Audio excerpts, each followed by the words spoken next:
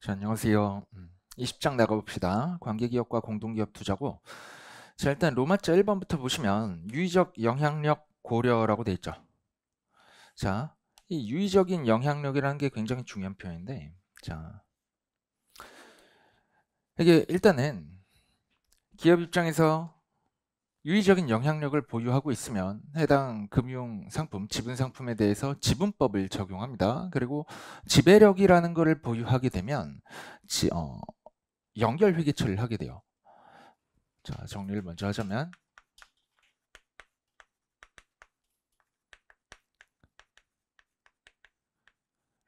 유의적 영향력을 보유한다라고 하면 지분법 회계 처리를 적용하는데 이 지분법 회계 처리가 지금 챕터 20에서 배울 내용이에요. 그리고 지배력을 보유한다 라고 하면 연결 회계 처리를 적용해서 연결 조정 분계라고 하죠. 요걸 해가지고 연결 재무제표를 만들어 내게 되는데 이게 이제 22장에서 할 얘기입니다.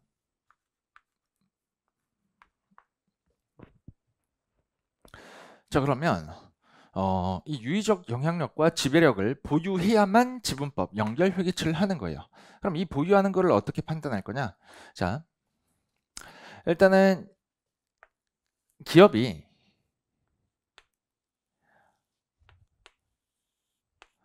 어떤 다른 회사의 지분을 가지고 있다라고 할 때 여기가 0%, 여기가 100%라고 해봅시다. 그럼 여기가 50%겠지. 한 20%라고 하면 한 요쯤에 있을 거예요. 다른 반증이 없는 한 20% 이상을 보유한다라고 하면 20% 이상, 50% 이하를 보유한다라고 하면 이때 유의적인 영향력을 보유한다라고 봐요.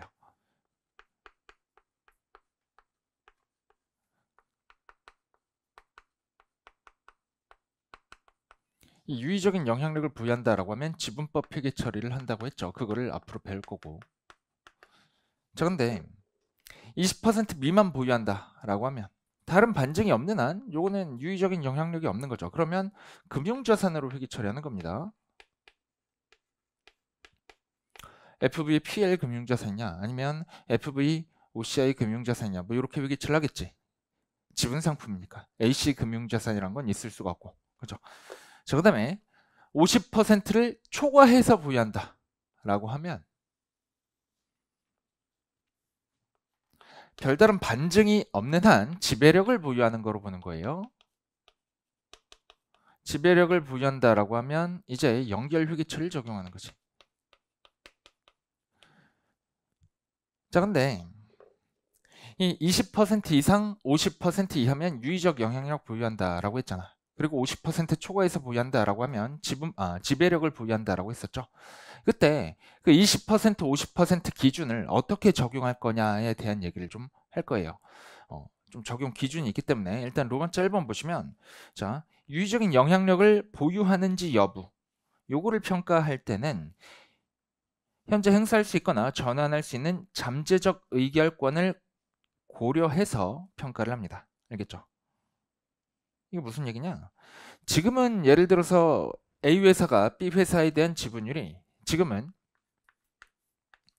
A가 B에 대한 지분율이 한 15%밖에 안 된다라고 해봅시다. 다른 반증이 없는 한 지금은 유의적인 영향력을 보유하지 않는 거죠. 근데 A 회사가 B 회사의 신주 인수권을 가지고 있어요. 이 신주 인수권을 행사하고 나면 이제 지분율이 25%가 된다라고 합시다. 그러면 이 잠재적 의결권까지 고려하면 만약에 이 신주 인수권을 행사한다라고 하면 이제 유의적인 영향력을 행사하게 되는 거지. 그렇다라고 하면 유의적인 영향력을 가지고 있는 것으로 봅니다. 알겠죠? 유의적 영향력을 행사할 수 있는지, 유의적인 영향력을 보유하는지를 평가할 때는 자, 이런 잠재적 의결권을 고려하는 거야. 이 잠재적 의결권이라는 건 뭐냐? 그 주당 이익에서 판단했던 그 잠재적 보통주 말하는 거 있죠? 그 잠재적 보통주와 같은 거예요. 행사를 하게 되면 보통주가 되는 그런 잠재적인 의결권까지 고려해서 그거를 행사했을 때 지분율 기준으로 20% 이상이냐 아니면 미만이냐를 가지고 유의적인 영향력을 가지고 있냐 아니냐를 판단해요. 근데 이제 금액 계산 시에는 금액 계산 어떻게 하는지 이따 설명드릴게요. 금액 계산 시에는 현재 소유하고 있는 소유 지분에만 기초해서 금액을 계산합니다. 그러니까 잠재적 의결권 같은 거 고려하지 않아요.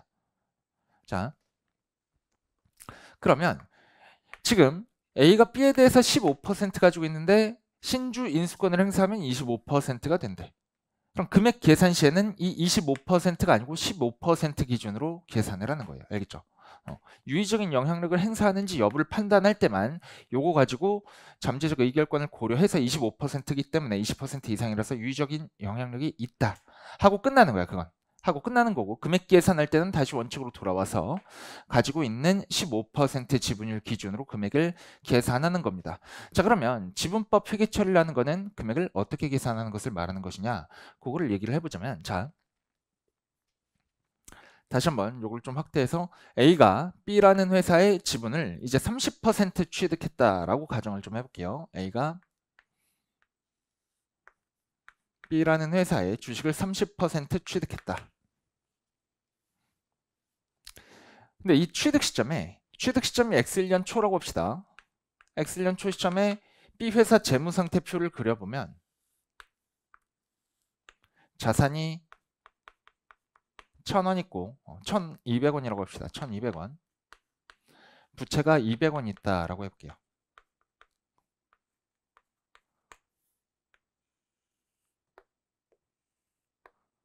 자, 그럼 순자산 장부 금액은 얼마예요? 1,200원에서 200원 뺀 1,000원이죠.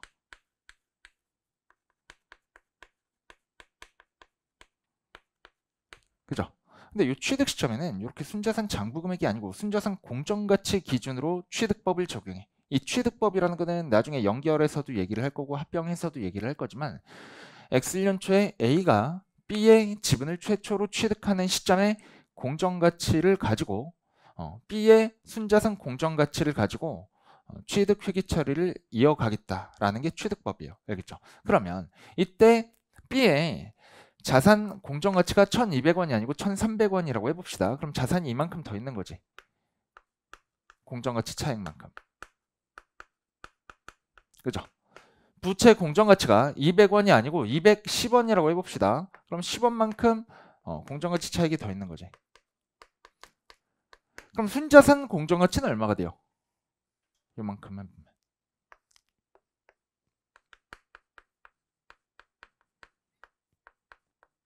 자, 순자산 공정가치는 이때 자산의 공정가치 1,300에서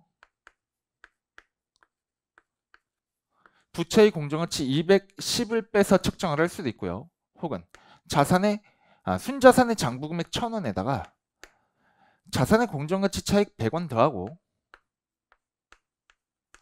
빼기 부채의 공정가치 차익 10원 해가지고 구할 수도 있죠. 어쨌든 간에 1,090원이 될 거냐. 그죠? 자, 이 1,090원짜리에 뭐 예를 들어 30%라고 해볼까요? 30%. 해보시면 327원 나와요. 지분율 30%니까 B의 순자산 30%를 취득한 거야. 지분을 취득했다는 거는 A가 B의 지분을 취득했다는 거는 B의 순자산에 대한 권리의 30%를 A가 가져갔다는 거잖아. A가 취득했다는 거잖아. 그죠? 그러면 이런 A가 B를 취득하는 시점 기준으로 B의 순자산 공정가치를 먼저 측정을 해줍니다. 그러면 1,090원이 나왔어요. 이 1,090원에 취득한 요 30% 지분율 곱해주시면 몇 퍼센트 얼마가 나온다고? 자, 327원 나옵니다. 그러면 A는 X년 초에 이 327원짜리 자산과 부채를 취득한 거죠. 그죠? 순자산 기준으로, 공정가치 기준으로 327원짜리 자산과 부채를 취득한 거예요. 근데 이걸 취득하면서 400원을 지급했다라고 합시다. 그럼 이때 회계처리 어떻게 되지? 327원보다 73원만큼을 더 지급한 거잖아요. 그죠? 400원을 요 327원을 취득하면서 400원을 지급했다는 거는 73원을 더 지급했다는 거죠. 그죠? 요거를 우리가 영업권이라고 해요. 그리고 이렇게 400원 지급했다라고 할 때 이렇게 지급한 대가를 이전 대가라고 합니다. 이전 대가.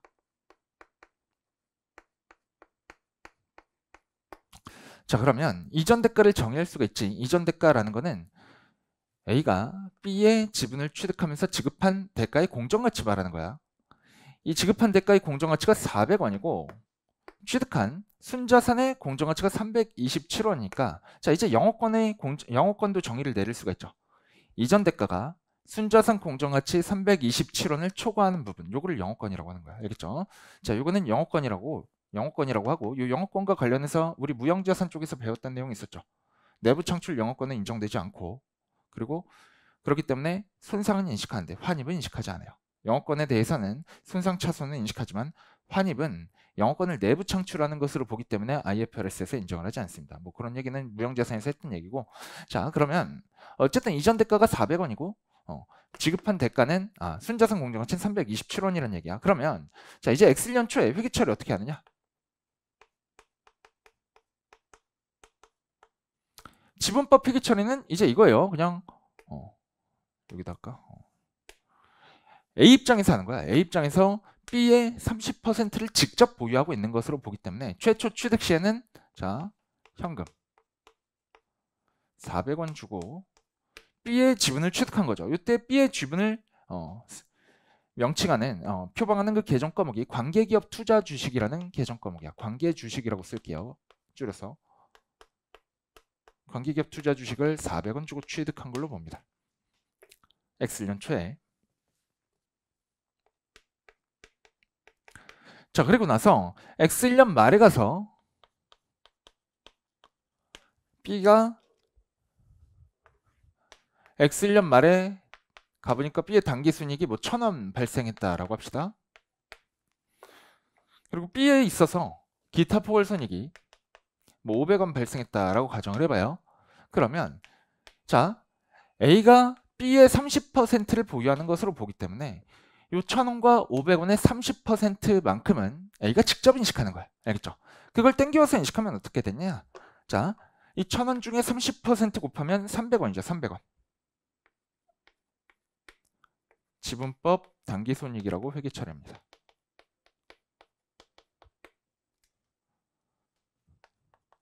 그러면서 관계기업 투자 주식을 증가시켜줘요. 자 그리고 이제 기타 포괄손익도 A가 직접 인식하는 것으로 보아서 지분법 기타 포괄손익 요거 기타 포괄손익이요. 500에 30% 곱하면 150. 그러면서 관계기업 투자 주식을 증가시켜줍니다.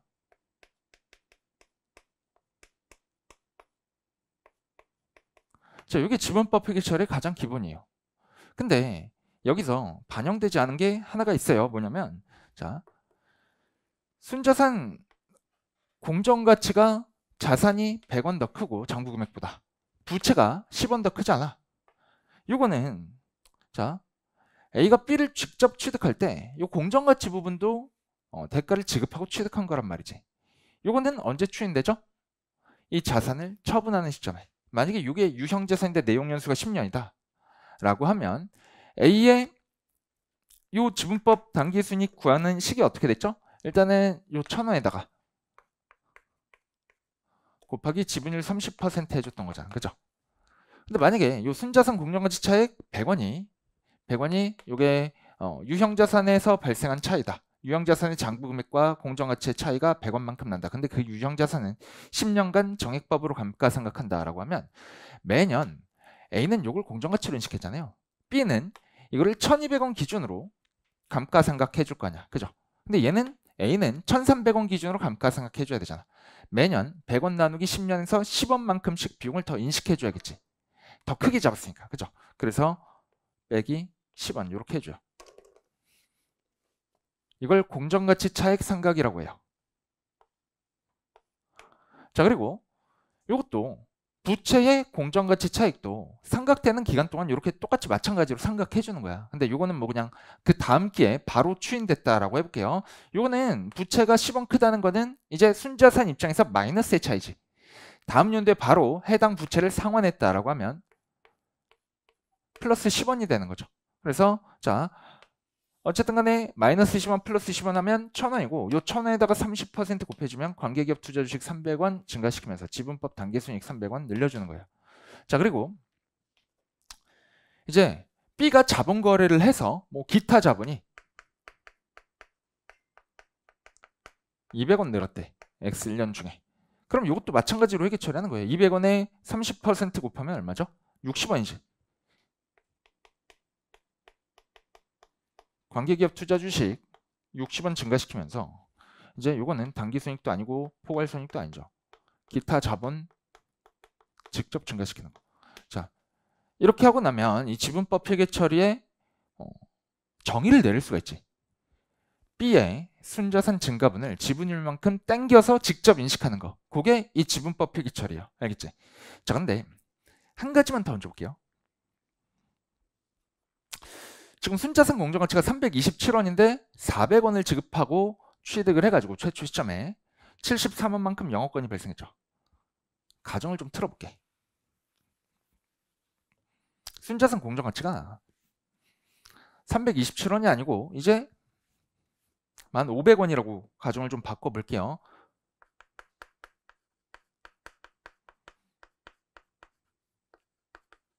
만약에 순자산 공정가치가 500원이다 라고 하면 이전 대가 얼마예요?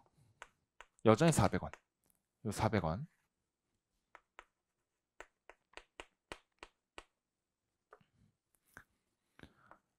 자, 그러면 500원짜리를 400원에 취득한 거지. 100원만큼 싸게 취득했죠. 그거를 우리가 염가 매수 차익이라고 합니다.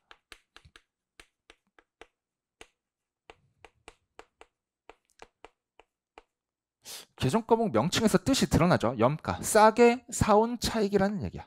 100원만큼. 그죠? 자, 그러면 영가 매수 차익과 영업권의 정의를 내릴 수가 있지. 영업권은 이전 대가가 순자산 공정가치보다 크다면 그 큰 금액, 초과하는 금액. 그죠?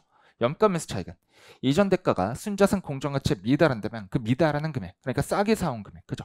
이 영가 매수 차익은 어떻게 회계 처리하느냐? 자, 요거는 굉장히 중요한 건데 요 영가 매수 차익 100원은 전부 다 지분율 고려하지 않고 100% 전부 다 지분법 이익에 반영해요.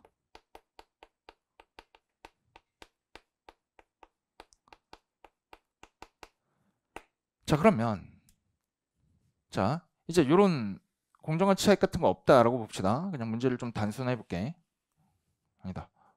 공정가치가 이제 500원이라고 했으니까 뭐 이걸 다 지워버립시다. A가 B를 취득했는데 취득하는 시점에 순자산 공정가치가 500원이고 그때 지분법 이익이 영가매수 차익이 100원 발생했다라고 해봐요. 자, 그러면 관계기업 투자 주식 300원 증가시키면서 이렇게 B의 단기순이익의 30%를 땡겨온 거죠. 그죠? 그죠? 그리고 영가매수 차익 100원은 어떻게 한다고? 100% 전부 다 지분법 이익에 지분율 고려하지 않고 100원 전부 다 반영한다고. 자, 그러면 이 추가적인 회계 처리 어떻게 되겠어요? 관계주식 100원 증가시키면서 지분법 이익 다시 나오겠지. 지분법 단기순이익 100원. 이런 회계 처리 해주시면 되는 거예요. 알겠죠? 자, 그러면 지분법 이익 얼마죠? 400원이지. 이거 쓰는 식을 한번 적어봅시다. 자, B의 단기순이익 1,000원. 여기에 만약에 공정가치 차익 상각이 있다면 그거를 반영해주고, 근데 없죠? 지금 없다고 가정을 할게요. 그리고 내부 거래라는 게 있으면 또 이것도 반영해줘야 되거든. 나중에 말할게요. 이거는 내부 거래 미실현 손익이 있으면 그것도 제거해주고, 그 다음에 지분율 곱해주는 건데 30%. 그래서 300원이 나왔던 건데, 자, 여기다가 다시 100%의 염가매수 차익, 영가매수 차익 100원 곱하기 30% 하면 안 돼요. 요거는 그냥 전액 다 지분법 이익에 반영해 주는 거야. 그래서 이렇게 400원의 지분법 단기순이익을 인식하면서 관계기업 투자 주식을 인식하게 되는 겁니다. 근데 이렇게 관계기업 투자 주식을 B의 순자산이 증가함에 따라서 지분율만큼 직접 땡겨와서 인식하는 게 그게 지분법 회계 처리였잖아. 이 지분법 회계 처리에서는 B의 순자산 변동이 반영할 때 지분율 고려한 것만큼 직접 땡겨와서 A가 직접 회계 처리하는 거예요. 이런 회계 처리가 발생하는데, 자, 그렇다라고 하면 B가 배당을 지급하면 어떻게 되겠어? B가 배당을 지급했다는 거는 관계기업 투자 주식을 현금으로 회수했다는 거예요. A 입장에서. 그죠? B가 만약에 배당을 전체 주주에 대해서 뭐 한 100원 지급했다라고 합시다. 배당. 그러면 이 회계처리 어떻게 되지? B 입장에선 순자산이 100원 감소하는 그런 회계처리가 나오는 거잖아. 그죠? A는 순자산 감소 100원에 B의 순자산 감소 100원에다가 요 30% 곱한 만큼을 직접 인식해야 되는 거지. 그죠? 그 회계처리를 어떻게 하느냐? 자, 요 100원 중에서 지분율 30% 곱한 것만큼은 A가 현금으로 회수할 거 아니야. 지분의 30%를 A가 들고 있으니까. 그러니까 A는 현금이 들어오겠죠. 30원만큼. 그리고 이제 관계기업 투자 주식을 감액시키는 거야. 왜겠어요? 당기순이익 증가할 때 B가 당기순이익 인식할 때 A는 관계기업 투자 주식 장부 금액을 증가시켰잖아. 그럼 이제 B가 배당 지급할 때는 이렇게 증가시켰던 관계기업 투자 주식을 회수하는 거로 보는 겁니다. 알겠죠? 이런 회계 처리가 나오는데 자, 여기까지 보시고 책으로 가봐요. 자, 그래서 이제 지분법 이익을 제가 좀 정의해 놓은 게 있습니다. 피투자자의 당기순손익 중 투자자의 몫세, 이게 30%죠. 투자자의 몫이 30%야. 이 30%에 해당하는 금액을 당기순손익으로 인식하고 관계기업 투자주식 장부금액에 가감한다라고 했어요. 왜 가감합니까? 가산 말고 B가 당기순 손실을 인식하면 그건 감액해줘야겠지. 지분율 곱한 것만큼. 그래서 가감이란 표현을 한 거고요. 그 다음에 이제 현금 배당 회계처리 보시면 배당을 수령한 것만 얘기했잖아. 자, 배당을 결의하는 시점과 수령하는 시점을 나눠서 회계처리하면 이렇게 돼. 수령하는 시점에는 미수 배당금이 생기지. 미수 배당금. 현금을 받을 권리자. 자산이죠. 자산 생기면서 관계기업 투자 주식 장부 금액을 감액해 줍니다. 배당을 100원 결했다면 30원만큼 미수 배당금 그리고 30원만큼 관계 주식 차감해 주시고 그 다음에 이제 배당 수령 시점에는 현금 30원으로 미수 배당금을 대체해 주면 되는 거겠지. 자, 그 다음에 주식 배당 회계 처리. 주식 배당은 기업 입장에서는 이러나 저러나 회계 처리하지 않아요. 알겠지? B 입장에서 순자산이 변동되지 않잖아. B가 A 입장에서 관계기업이지. 그러니까 관계기업의 순자산 자체가 변동되지 않기 때문에 회계 처리할 대상이 아니야. 이거는 자본 쪽에서도 배웠었죠. 같은 논리입니다. 자, 그다음에 이제 관계기업 자본 변동이라는 게 나오는데, 자 보세요. 관계기업의 자본 항목의 지분율을 고려한 만큼 투자자, 그러니까 A 회사의 자본 항목 변동에 직접 반영하며 돈 금액을 관계기업 투자 주식 장부 금액에 가감한다. 이렇게 적어놨어요. 만약에 B가 기타 포괄손익을 보고했다면 여기서 기타 포괄손익 인식하면서 30%만큼 기타 포괄손익 직접 인식하면서 차변에 관계기업 투자 주식 증가시켜 주시면 되고, B가 자본 조정을 증가시켰다, 이익잉여금을 증가시켰다라고 하면 해당 금액에다가 30% 지분율 곱한 것만큼 관계기업 투자 주식 장부 금액 증감으로 회계 처리해 주시면 되는 겁니다. 자, 그리고 그 다음에 영가매수 차익 나오는데 관계기업 투자 주식을 취득한 회계 기간에 지분법 이익에 100% 포함한다. 이런 거 적어놨죠. 아까 설명드렸던 내용이죠. 영가매수 차익은 지분율 고려하지 않고 지분법 이익에 100% 포함합니다. 자, 이 정의도 좀 적어놓고 갈까요? 자, 영업권과 영가매수 차익을 구분해 보자면 영업권은 이전 대가 빼기 순자산 공정가치가 순자산 공정가치 곱하기 지분율이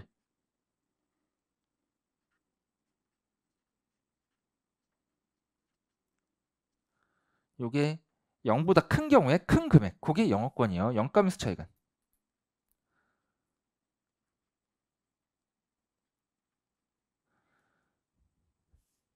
이전 대가 빼기 순자산 공정가치 곱하기 지분율이 그게 0보다 작다면 작은 금액이 작은 금액이 영가매수 차익이 됩니다. 작은 정도만큼이 영가매수 차익이 돼요.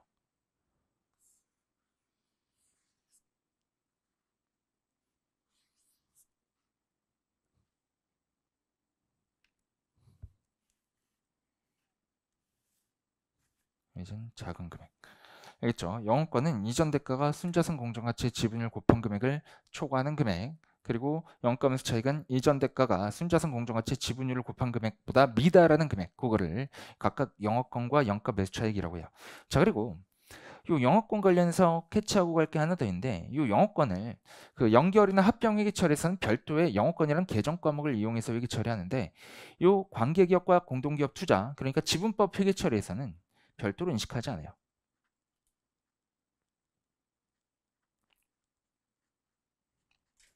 아까 어떤 얘기 처리했죠?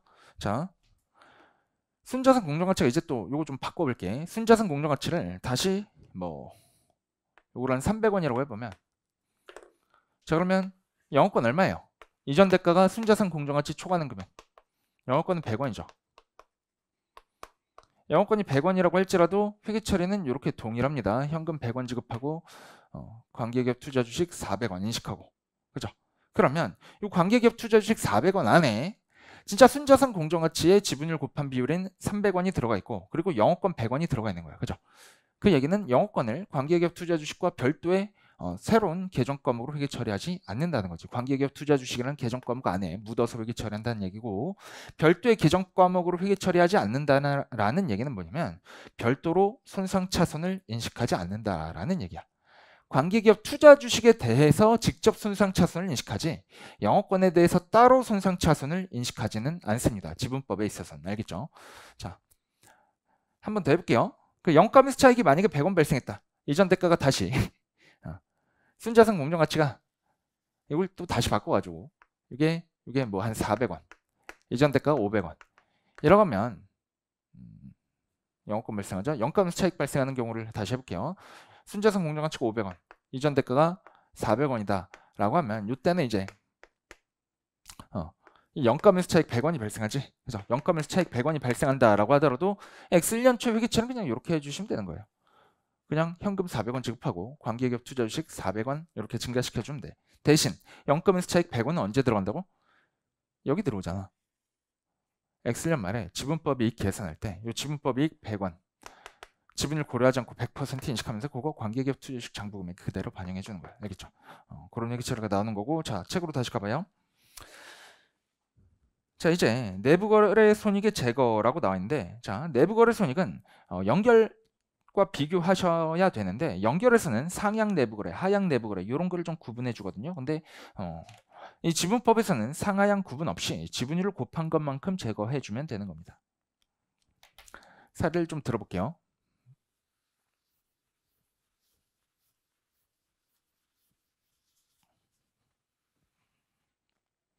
A랑 B 회사가 있었습니다.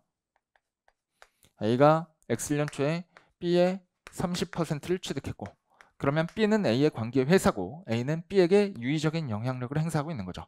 X년도 초부터 유의적인 영향력을 행사하는데, X년 중에 A가 B에게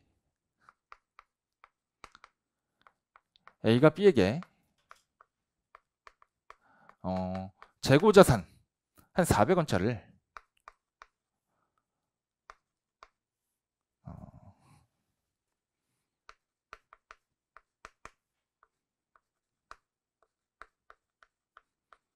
500원에 팔았다라고 합시다.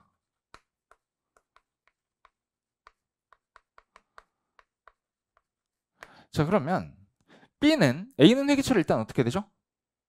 재고자산 400원 제거하고 매출원가 400원 인식하면서 현금 500원, 매출액 500원 이렇게 인식하겠지. B는 현금 500원 나가면서 재고자산 500원 이런 얘기 처리했겠지. 뭐 재고자산이 아니고 다른 자산으로 쓸 수도 있지만 일단 B는 재고자산으로 쓴다라고 해볼게요. 자, 그러면 어쨌든 간에 자, A가 B를 30% 보유하는 것으로 봐서 이 30%에 대해서는 B의 순자산 증가분을 A가 직접 인식하는 게 지분법 회계 처리였잖아. 그죠? 자, 그러면 자, 이 30%만큼은 만약에 이게 100%라고 해봅시다. 지배력 얘기를 좀 해볼게. 연결 얘기를 좀 해보자면 A가 B를 100% 보유한다라고 하면 이 전체는 하나의 경제적 실체죠. 하나의 경제적 실체에서 A라는 부서에서 B라는 부서로 자산이 이동한 것뿐인데 자산 가치가 400원에서 500원으로 증가했어. 그럼 어떤 회계 처리해줘야 되죠? 자산 100원만큼 뻥튀기 된 거를 다시 감액시켜주는 회계 처리 해줘야 되잖아. 그게 연결 조정 분기였죠. 그죠? 그건 100% 기준이고 지금 지분법 회계 처리에서는 30%만 보유한다라고 보는 거니까 매출 총이익이 A 입장에서 100원 발생했잖아요. A의 이익이 이 거래로 인해서 400원짜리를 500원으로 팔았으니까 100원만큼 발생했죠. 이 100원에 지분율 30% 곱한 것만큼은 내부거래 미실현 손익으로 제거해줘야 되는 거야. B가 이거를 기말에 계속 보유하고 있다면. 알겠죠? 이건 언제 추인되느냐? B가 요 해당 재고 자산을 제3자에게 외부에 판매한 시점에 반대로 추인돼요. 자, 그러면 X년도에 B의 당기순이익이 1,000원이라고 해볼게요. 그리고 내부 거래가 이렇게 발생했다라고 하면 X년도에 지분법 이익은 얼마가 돼요? A의 지분법 이익.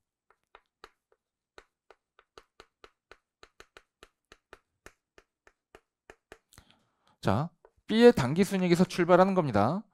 B의 당기순이익에서 출발해서 공정가치 차익 상각이 있다면 그거 반영하고, 근데 없죠. 지금 가정 없고. 이제 내부거래 제거 있다면 그거 반영해야 되는데 내부거래 미실현손익이 요만큼 있잖아. 그죠? 마이너스 100원 하고 밖에다가 전체 지분율 곱해 주시면 되는 거예요. 900원에 30% 곱한 270원이 지분법 당기순이익이 되는 거야. 자, 이게 내부거래 손익의 제거예요. 내부거래 미실현손익 제거. A가 B에게 재고자산 400원짜리를 500원에 팔면서 100원에 이익을 인식했는데 그거를 그 자산을 B가 100%다 보유하고 있다라고 하면 요 100원은 그냥 부서 간의 이동에 따라서 그냥 자산 가치가 갑자기 상승한 거죠. 그거를 제거해 주셔야 되는데 괄호 밖에 요 지분율 곱한 30%만큼만 제거해 준다라는 얘기야. 자, 근데 이제 다른 얘기를 해볼게. 재고 400원짜리를 300원에 팔았다라고 해봅시다. 그리고 B는 이 자산을 기말까지 계속 가지고 있어요. 그러면 지분법 이익 계산할 때 여기가 플러스가 돼야겠지? 그죠? 미실현손익 제거해 주니까. 그러면 이거는 330원이 될 건데, 자, 이게 일반적인 거래죠. 근데 여기 봐봐요. 내부 거래가 손상의 증거를 제공하는 경우라고 되어 있습니다. 자, 거기 보시면 하향 거래가 매각 대상 또는 출자 대상 자산의 순실현 가능 가치 감소나 그 자산에 대한 손상 차순의 증거를 제공하는 경우 투자자는 그러한 손실을 모두 인식한다. 그리고 상향 거래가 구입된 자산의 순실현 가능 가치 감소나 그 자산에 대한 손상 차순의 증거를 제공하는 경우 투자자는 그런 손실 중 자신의 몫을 인식한다. 이런 말이 나와 있어요. 다 중요하니까 일단 다 밑줄 쳐주시고, 결론은 뭐냐면 내부 거래가 손상의 증거를 제공한다면 내부 거래 미실현 손익을 제거하지 않는다라는 거예요. 자, 왜겠어요? 봐요. 얘기를 좀 해줄게. A가 B에게 요 재고자산 400원짜리를 300원에 팔았어요. 아무런 가정이 없다면 요건 내부거래로서 내부거래 미실현 손실 100원을 제거해 줘야 돼. 손실 100원의 제거기 때문에 여기 플러스 100원 해주는 거고요. 손실 100원의 제거니까 손실의 제거는 플러스 100원으로 제거해 줘야 되는 거죠. 근데 이게 만약에 손상된 재고자산이었대. 그래서 B 말고 다른 제3자에게 팔 때도 300원에 팔 수밖에 없는 재고자산이래 라고 하면 이거는 미실현이라고 볼 수 없는 거지. 그죠? A가 계속 보유하고 있더라도 300원으로 손상차손을 인식했을 거잖아. 300원까지. 그죠? 100원만큼 손상차손 인식했을 거잖아. 그래서 이거를 제거할 필요가 없다라는 얘기죠. 요 100원을. 알겠지? 그게 요 얘기예요. 자, 근데 상향 거래냐 하향 거래냐에 따라서 좀 얘기가 다르게 나와 있죠. 자, 하향 거래가 보세요. 하향 거래가 매각 대상 또는 출자 대상 자산의 순실현 가능 가치 감소나 그 자산에 대한 손상 차손의 증거를 제공하는 경우, 자, 하향 거래요. 하향 거래는 투자자는 그런 손실을 모두 인식하고, 잘 보시면 상향 거래는 투자자는 그런 손실 중 자신의 몫을 인식한다라고 돼 있어요. 근데 결론적으로 보면 내부 거래 제거하지 말란 얘기거든. 왠지 설명을 드릴게요. 자, 하향 거래는 투자자는 그런 손실을 모두 인식한다라고 돼 있습니다. 하향 거래가 뭐예요? A가 B를 가지고 있을 때 A가 B에게 파는 게 하향 거래, B가 A에게 파는 게 상향 거래예요. 자, 지금 하향 거래지. 하향 거래. 하향 거래가 재고 자산을 400원짜리를 장부금액 400원짜리 재고 자산을 300원에게 판 그런 하향 내부 거래가 순실현 가능 가치 감소나 손상 차손의 증거를 제공한다면 투자자는 그러한 손실을 모두 인식하는 거예요. 자, 이게 왜냐면 A는 X년도에 당기순이익을 2,000원 인식했다라고 해봅시다. 이 2,000원 중에는 이 400원짜리를 300원에 팔면서 인식한 매출 총 손실 100원이 이미 포함되어 있겠지. 그죠?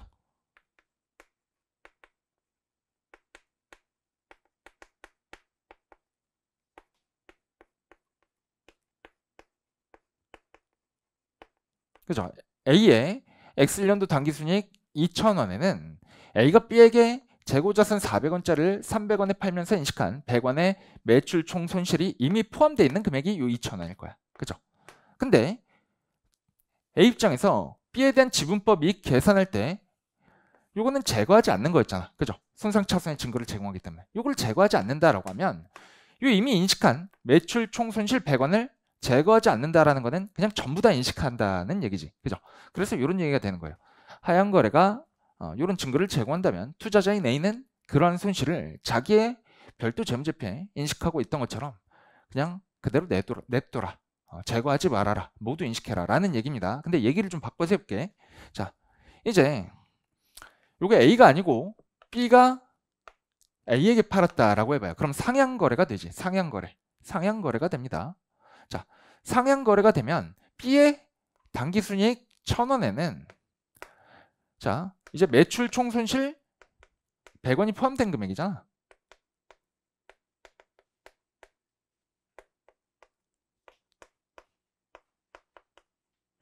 그죠? 이게 매출 총 손실 100원이 이미 포함된 거예요.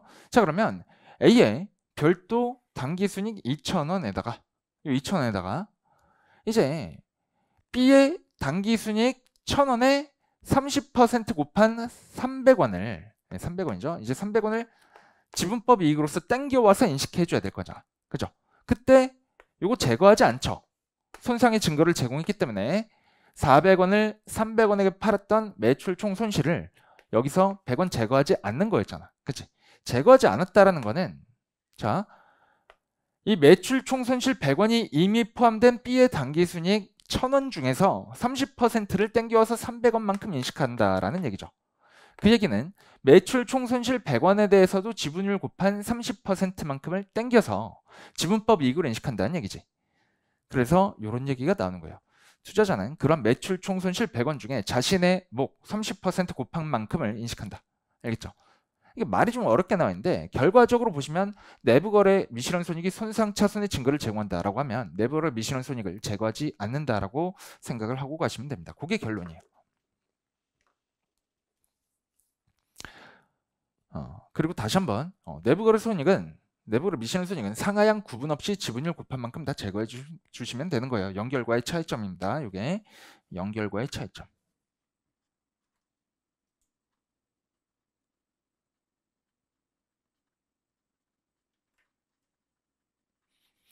지금은 뭐 이렇게 좀 내용이 좀 이론적인 거 해서 좀 어려우실 텐데 계산 문제 풀면 또 쉬워. 이게 지문법이 어려운 회계 처리가 아니에요.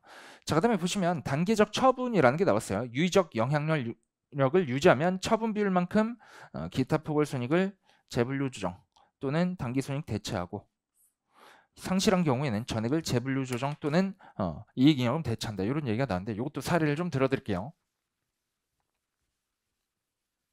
여전히 A가 B의 주식 30%를 가지고 있는 경우입니다. 자, 근데 X년 초에 A가 B의 주식 30%를 취득했고 X년 중에 B가 기타 포괄 손익을 1,000원 인식했다라고 해봐. 자, 그러면 이제 요것만 보면 어떤 회계 처리해줘야 되죠? 차변에 관계 주식 6,000원에 30% 곱한 300원 그리고 지분법 기타 포괄 손익 300원 요런 얘기 처리해줘야 되죠. 요거까지는 이해되지. 자, 근데 이제 X 2년 초에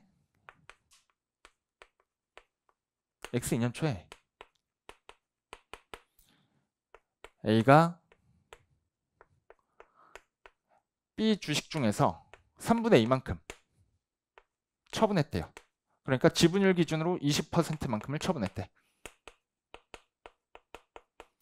그럼 이제 10%만 보유하게 되는 거지. B의 주식을. 그죠? 다른 반증이 없다면 10%만 보유하는 이 순간부터 지분법을 더 이상 적용하지 않는 거야. 일반적인 금융자산을 회계 처리하는 거라고. 자, 그러면 이때 어떤 회계 처리를 해주냐? 자, 관계 주식 300원 중에서 200원 일단 제거해줘야 돼. 3분의 2만큼. 그죠? 200원 제거해 주시고.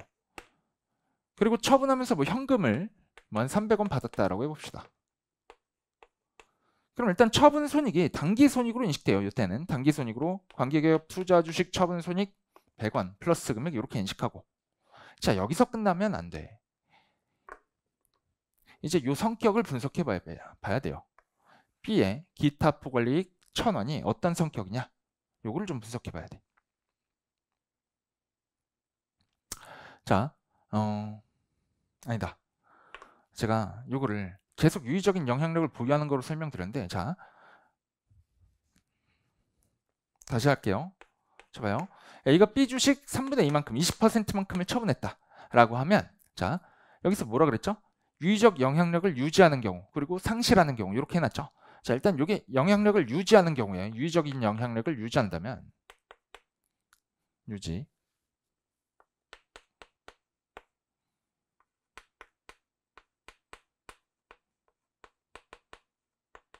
에이.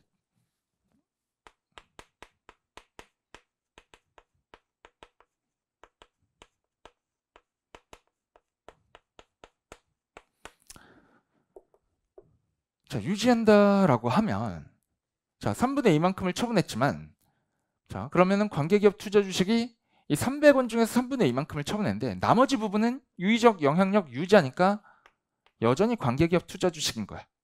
그럼 이 300원 중에 200원만 제거하면 되겠죠. 200원 제거하고 현금 300원 받았다라고 가정을 하고 회계처리해 보면 대처 차이가 이제 처분 손익이 나올 거예요. 그리고 유의적 영향력을 유지하지 않는다라고 해봅시다.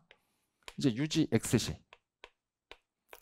이때는 어떤 회계 처리가 나오냐면, 자, 유의적인 영향력을 더 이상 유지하지 못한다라고 하면 이제 더 이상 관계기업 투자 주식이 아닌 거야.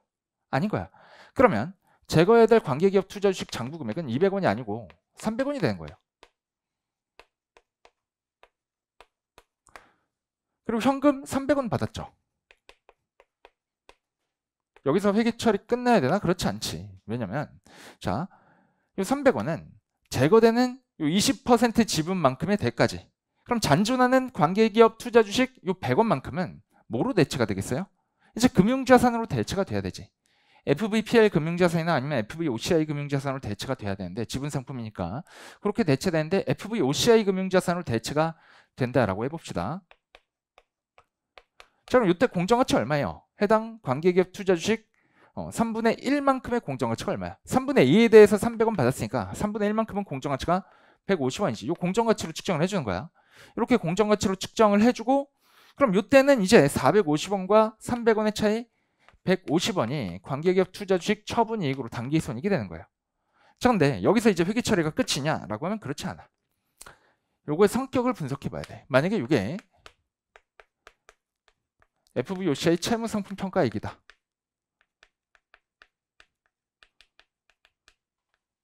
혹은 이렇게 하지 말고 그냥 채해파라고 하죠. 만약에 이게 글자 외우셨죠? 재부, 재진화, 채해파 중에 이 채가 방금 말했던 FVOCI 채무상품의 평가이익이죠. 이게 FVOCI 지분상품 평가이익이고, 자, 위에 건 뭐예요? 재분류 조정 안 하는 거지.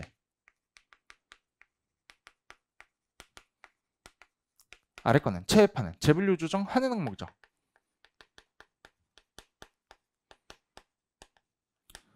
만약에 이게 재분류 조정 대상이었다라고 하면 제거될 때 재분류 조정을 해줘야 돼. 알겠죠? 재분류 조정을 해줘야 되는데, 자, 다시 여기 와봐요. 유의적인 영향력을 유지한다면 처분 비율만큼 재분류 조정하거나 이익잉여금 대체한다라고 했죠. 처분 비율만큼 채해파라면 재분류 조정해주고 재부재질하면 이익잉여금에 직접 대체해주는 거야. 알겠죠? 채해파를 가정해서 얘기 처리해볼게. 채해파를 가정해서. 그러면 자, 처분 비율이 3분의 2죠. 유의적인 영향력을 유지하는 경우니까 3분의 2에 해당하는 200원만큼 기타 포괄 손익을 단기 손익으로 재분류 조정해 주시면 되는 거예요. 그럼 처분으로 인한 단기 손익 효과는 300원 나오는 거죠. 그죠? 근데 유의적인 영향력을 유지하지 않는다라고 하면 그때 어떻게 한다고요? 자, 다시 여기 전액을 재분류 조정하거나 혹은 기타 이익잉여금으로 대체해 준다라고 했어요. 그럼 다시 와보시면 이때는 이 전액을 제거해 주는 거예요. OCI 300원을 재분류 조정해 주는 겁니다. 만약에 이게 재분류 조정 대상이 아니다라고 하면 금액은 똑같은데 그냥 AOCI, 하얀색 AOCI 그리고 이익잉여금 200원씩 이렇게 되겠죠. 여기는 하얀색 AOCI 300원, 하얀색 이익잉여금 300원 이런 회계 처리가 나오겠지. 뭐예요? 자, 이 300원 중에서 유의적인 영향력을 유지한다라고 하면 관계기업 투자 주식의 전체 30% 중에서 20% 그러니까 3분의 2만큼을 처분한 거니까 이 300원도 3분의 2만큼만 재분류 조정해주면 되는 거고, 유의적인 영향력을 더 이상 유지하지 않는다라고 하면 관계기업 투자 주식을 전부 다 팔고 현금 300원을 받고 이제 금융자산을 수령한 거래로 보는 거야. 이거는 100% 처분, 그리고 처분 대가로 받은 게 이 두 개. 그렇기 때문에 전체를 재분류 조정해주는 겁니다. 혹은 이익잉여금 대체하거나. 알겠죠? 이런 얘기 처리가 나오는 거고, 자, 그 다음에 또 어려운 얘기가 나오는데 관계기업 투자 주식 쪽에서는 이런 어려운 회계 처리가 사실 뭐 지역적인 회계 처리가 별로 어렵진 않아요. 그래서 다 알고 가야 됩니다. 현물 출자 얘기를 좀 해볼게. A가 B에게 현물 출자를 했다라고 봐봐요. 토지 900원짜리를 B에게 현물 출자했다라고 해봅시다. 근데 토지 공정가치가 1,000원이래. 공정가치 1,000원, 장부금액 900원짜리 토지를 B에게 현물 출자할 때, 그러면 A 입장에서 회계 처리 어떻게 되죠? 현물 출자만 놓고 보면 B랑 A가 아무 관계도 없다라고 하면 이거 공정가치로 1,000원 측정하면서 토지 900원 제거하면서 유형자산 처분이익 100원 이렇게 나오지. 근데 A랑 B가 이제 유의적인 영향력이 있는 그런 관계기업의 관계라면, A가 B에게 유의적인 영향력을 행사하는 관계라면 30%만큼 지분을 가지고 있다라고 하면 이 유형자산 처분이익 100원 중에서 30% 곱한 30원만큼은 내부그룹 이실현손익으로 봐서 제거해 주셔야 되는 거예요. 알겠지? 관계기업 투자 주식 30원을 줄여주고 요 100원에 30% 곱한 30원만큼 줄여주고 지분법 얘기해서 차감해주는 그런 회계 처리 해주시면 됩니다. 상업적 실질이 있을 경우엔 그래요. 상업적 실질이 없을 때는 뭐 전액 미실현손익이니까 처분손익을 인식하면 안 되는데, 뭐 요거는 그냥 1차에선 여기까지는 나올지까지는 잘 모르겠어요. 그러니까 참고로 한번 보시고 다음 내용 갑시다. 자, 그 다음에 이제 지분법 적용의 중지라는 게 나옵니다. 자, 이건 뭐냐?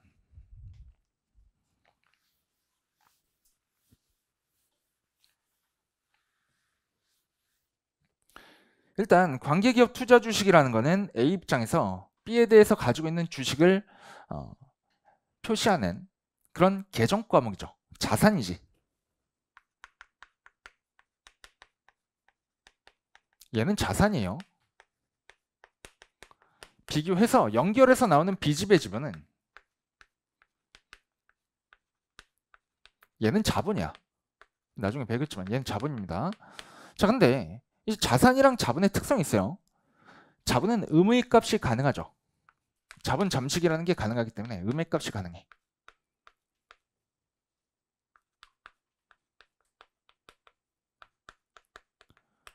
얘는 자산은 0원 미만으로 줄어들 수가 없어요. 그지? 자본이라는 거는 자산 빼기 부채의 잔여 지분이잖아. 그래서 부채가 더 크면 의무값이 될 수 있는데 자산이라는 거는 그렇지 않다고. 0 미만으로 줄어들 수가 없어요. 그래서 이런 얘기가 나오는 건데, 자, 예를 들어서 X 1년 말에 BS상 관계주식 장부 금액이 1,000원이라고 합시다. 근데 X 2년에 와서 B 회사의 단기 손실이 3,000원 생겼어. 아니다, 4,000원 생겼다라고 해봅시다. 4,000원. 자, A가 B의 30%를 보유하고 있다라고 하면 이 4,000원에다가 곱하기 30% 하면 얼마죠? 마이너스 1,200원만큼의 지분법 손실을 인식해야 되지. 그죠? 지분법 손실을 인식할 때 회계 처리 어떻게 되죠? 관계기업 투자 주식을 줄여주면서 지분법 손실을 인식해야 되는 거지. 그죠? 지분법 이익은 관계기업 투자 주식의 장부금액을 증가시키면서 인식했으니까, 자, 이거는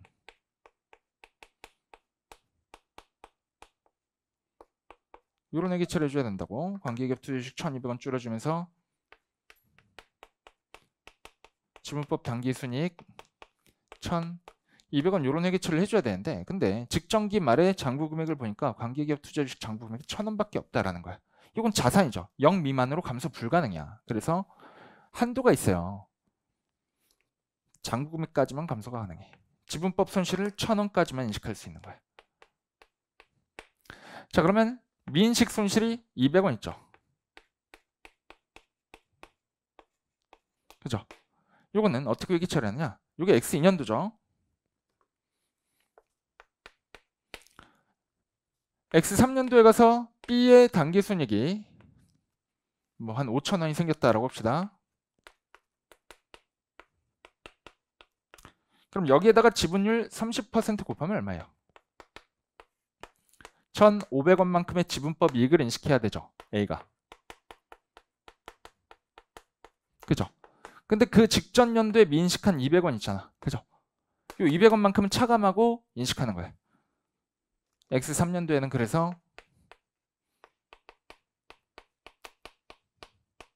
1,300원까지만 인식해 주는 거예요.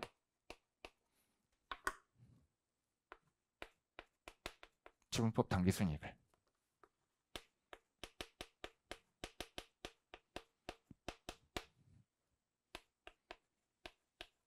자, 그러면 X 3년 말의 장부금액은 얼마가 돼요? X 2년 말에는 관계기업 투자주식 장부금이 0원이죠. X 3년 말은 1,300원이지. 그죠? 만약에 요거를 1,200원 다 손실을 인식했다가 1,500원을 다 인식해도 잠깐만 1,000원이었는데 1,200원 다 인식했다가 1,500원을 인식해도 마이너스 200원 됐다가 1,000원에서 마이너스 200원 됐다가 자 플러스 1,300원이 되는 건 동일하지. 결과값은 여기서 동일하지. 장부금액은. 근데 그 중에 손실을 인식하는 시점에 손실의 한도를 매겨버린 거야. 왜냐면 얘는 자산이니까. 자산은 0원 미만으로 줄어들 수가 없으니까 요 기존 장부금액 1,000원 이하로 지분법 손실을 인식하지 말라는 거야. 알겠죠? 반대로 이제 연결해 가보시면 비지배 지분이라는 게 나오는데 얘는 자본이기 때문에 음액값이 가능합니다. 요거까지 좀 생각을 해주시고. 자, 근데 이런 얘기 좀 해볼게. 일단 내용 좀 잠깐 볼까요? 여기 보시면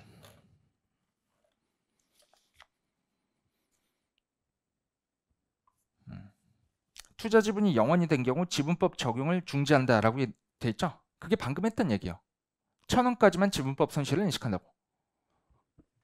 관계기업 투자 주식, 요게 투자 지분이란 거는 관계기업 투자 주식 장부금액 말한 거야.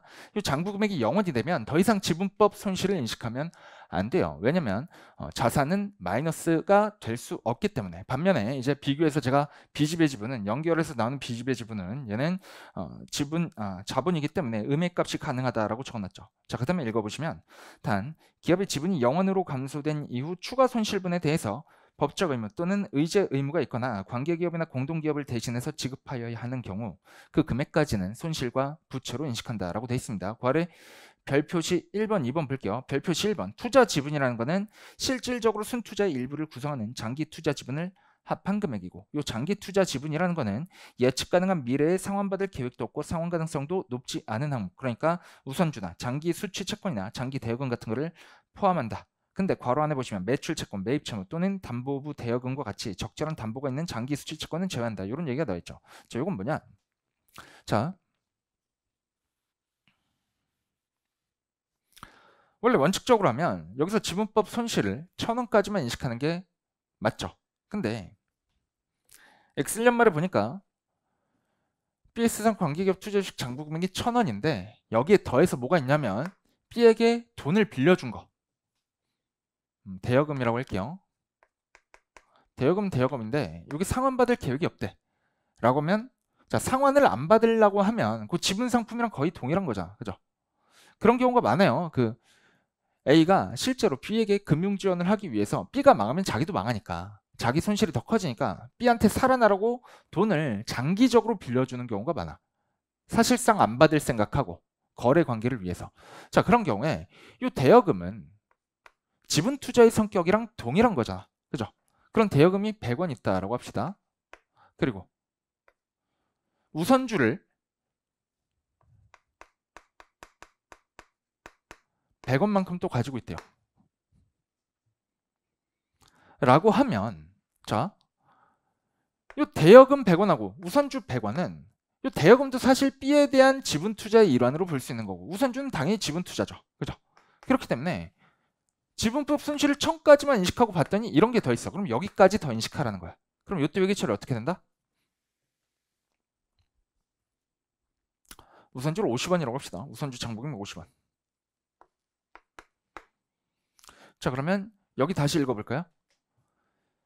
지분법 적용으로 보통주에 대한 투자자산 금액을 초과해서 인식되는 손실, 그러니까 200원의 손실 있죠? 이거는 관계기업이나 공동기업 청산시의 상환 우선순위에는 반대의 순서로 투자 지분 중 보통주와 다른 구성 항목에 적용한다라고 돼 있어요. 자, 이건 뭐냐? 자, B라는 회사가 청산을 하게 되면 일단 채권자가 돈을 먼저 가져가지. 그 다음에 우선주가 돈을 가져가지. 우선주 주주가. 그 다음에 남는 거를 보통주 주주들이 나눠 먹는 거예요. 그 성격은 아시죠? 그죠? B라는 회사가 청산하게 되면 채권자들이 먼저 돈을 가져가고 그 다음에 우선주 주주가 돈을 가져가고 그 다음에 보통주 주주가 돈을 가져가게 되는데, 자, 그럼 청산시의 상환 우선순위는 뭐예요? 청산시의 상환 우선순위는 채권, 그 다음에 우선주, 그 다음에 보통주지. 그죠? 근데 그것과의 반대의 순서를 했잖아. 자, 적어드릴게요. 청산시 상환 우선순위.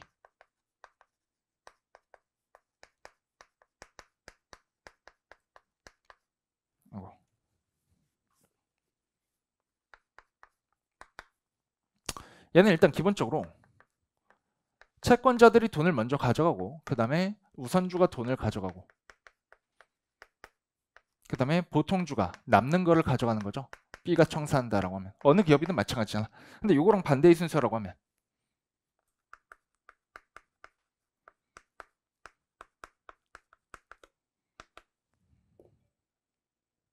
아이고 자꾸 부러지네. 반대의 순서라고 하면 얘는 보통주가 먼저 감소하고 그 다음에 우선주를 먼저 감소시키고 그 다음에 감소시키고 그 다음에 채권을 감소시키는 거다. 자, 그럼 보세요. 우선주가 200원 있다고 합시다. 우선주 150원. 자, 그러면 여기 기준 장부금액 1000원까지 지분법 당기순 손실을 인식했지. 그 다음에 추가로 이만큼은 더 인식할 수가 있는 거야. 근데 어느 순서로 인식한다고? 반대의 순서. 보통주만큼은 이미 인식했잖아. 이게 보통주 지분을 표방하는 거잖아. 관계기업 투자주식이라는 게. 그죠? 보통주만큼 이미 인식했으니까 그 다음에 우선주, 채권 요 순서로 감액해줘야 돼요. 그러면 아직 미인식한 손실이 200원 있었지. 요거를 우선주 150원 먼저 인식하는 거야. 그러면서 관계기업 지분법 당기순 손실 150원 인식하시고 그 다음에 대여금 100원 있죠. 여기까지 또 인식할 수 있는데 미인식 손실이 얼마예요? 1000원 150원 인식하면 이제 총 손실이 4000원에 30% 곱한 1200원이었는데 1050원 썼으니까 이제 50원 남은 거지. 그죠? 50원만큼 대여금 줄여주고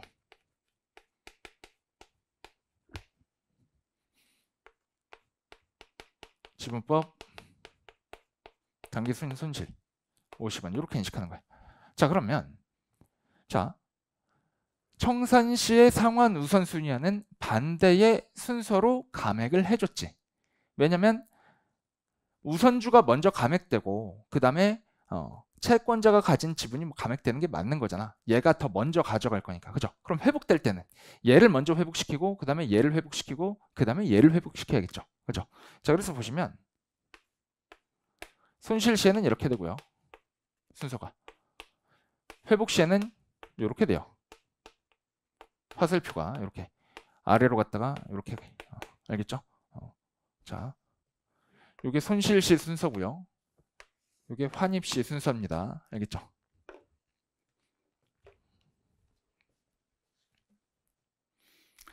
자, 그 다음에 지분법 적용 재개는 과거에 인식하지 못한 손실을 초과하는 금액만큼 지분법 인식한다. 이거 아까 했던 얘기고 회계처리를 해드렸죠. 자, 그 다음에 이제 관계기업 투자주식의 손상 봅시다. 자, 관계기업 투자주식에 대해서도 손상차손 인식해요. 일반적인 손상차손 기준서를 적용하기 때문에 회수 가능액은 순공정가치와 사용가치 중에 큰 금액으로 측정을 합니다. 자, 근데 이때 순공정가치라는 거는 측정이 가능하다고 보면 사용가치 애매하죠. 유형자산 사용가치도 아니고 관계기업 투자 주식의 사용가치를 어떻게 측정할 거냐. 자, 이렇게 양고로 1번과 2번의 방법으로 측정합니다. 자, 보시면 양고로 1번은 관계기업이나 공동기업이 영업 등을 통해서 창출할 것으로 기대되는 추정 미래 현금 흐름의 현재 가치 중 기업의 지분. 이게 뭐예요? B 회사가 창출할 현금 흐름에 거기에다가 지분율 곱한 거야. 그거랑 해당 투자 자산의 최종 처분 금액. 이건 뭐죠? 미래 시점에 관계기업 투자 주식을 처분했을 때 받을 금액, 그거의 현재 가치. 이 두 개를 합한 금액이 또 사용 가치가 되는 것이고, 양고로 2번 봐요. 이렇게 측정할 수도 있습니다.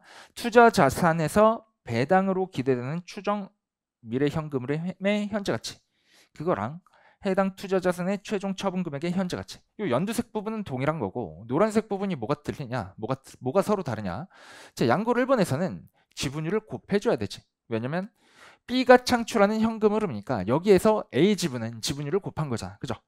근데 양고로 2번은 관계기업 투자 주식을 가지고 있음으로써 배당으로 기대되는 추정 미래 현금 흐름이라는 거예요. 요거에는 이미 지분율이 곱해져 있는 금액이지, 요거는. 그죠? 그렇기 때문에 여기는 지분율을 추가적으로 곱하지 않고 그냥 현재 가치화만 해주시면 되는 거예요. 이 둘 중 한 가지 방법으로 사용 가치를 측정하시면 되는 거고요. 여기까지 나올까 싶다만 그래도 보수적으로 공부하는 건 좋으니까. 자, 그다음에 우선주 존재 시에는 봅시다. 관계기업이나 공동기업이 자본으로 분류되는 누적적 우선주를 발행했고 이를 기업 외의 다른 측이 소유하고 있는 경우에 배당 결의 여부에 관계없이 이런 주식의 배당금을 차감한 후에 당기순 손익의 지분율을 고려해서 지분법 손익을 산정한다라고 되어 있는데, 자, 이것도 사례 좀 들어드릴게요. 자, B의 당기순이익이 100만 원이라고 봅시다. 만 원이라고 봅시다. 만 원. B가 발행한 주식 수가 보통주와 우선주가 있는데, 보통주 1000주, 우선주 500주를 발행했다라고 해봐요.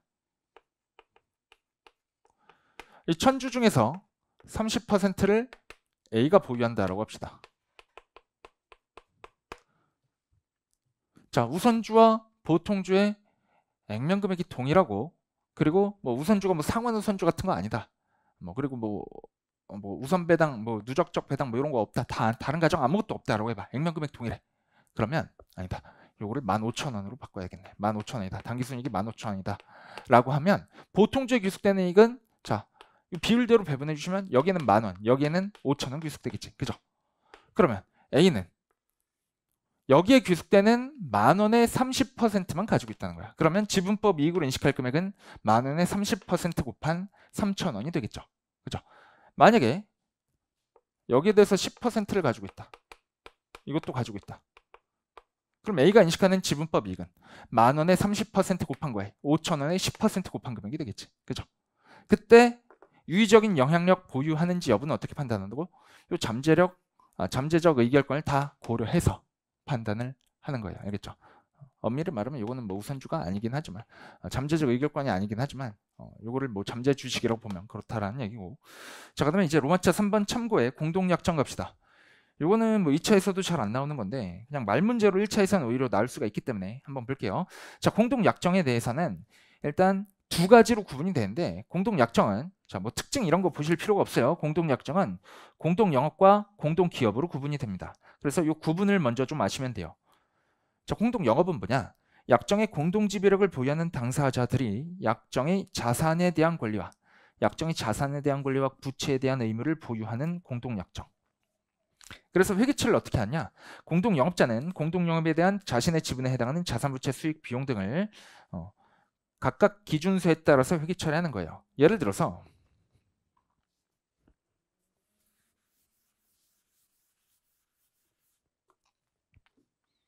자, A랑 B가 있습니다. 그리고 C가 있어요.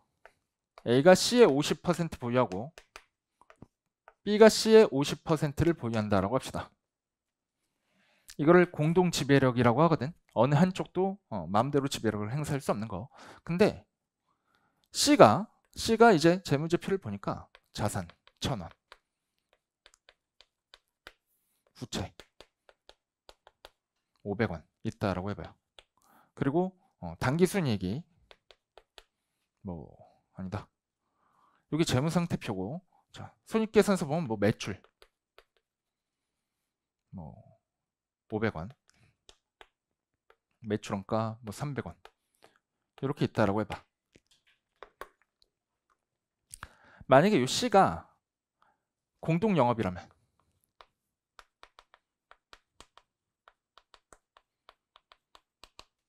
A는 자, 자산 500원 인식하고요, 부채 250원 인식하고, 매출 250원 인식하고, 매출원가 150원 인식해주면 돼요. 비율만큼 자기 거로 직접 인식하는 거야. 알겠죠? 근데 자, 이제 두 번째 나오죠. 공동기업이라면. 밑줄 좀 먼저 치고 갈까요? 자, 공동영업이라면 공동영업은 당사자들이 약정의 순자산에 대한 권리를 보유하는 공동약정이에요. 자, 공동기업 참여자는 공동기업에 대한 자신의 지분을 투자자산으로 인식하면, 이때 투자자산은 관계기업 투자주식 말하는 거예요. 그 투자주식은 지분법으로 회계 처리하게 됩니다. 지분법으로 회계 처리하면 어떻게 된 거야? 자, 요 최초 취득 시점에 현금 납입한 거 그냥 관계기업 투자주식으로 회계 처리하고, 그 다음에 매출에서 원가 빼면 200원이죠. 200원에 50% 곱하면 얼마죠? 100원인가? 자, 100원에 지분법 당기순이익 인식하는 거지.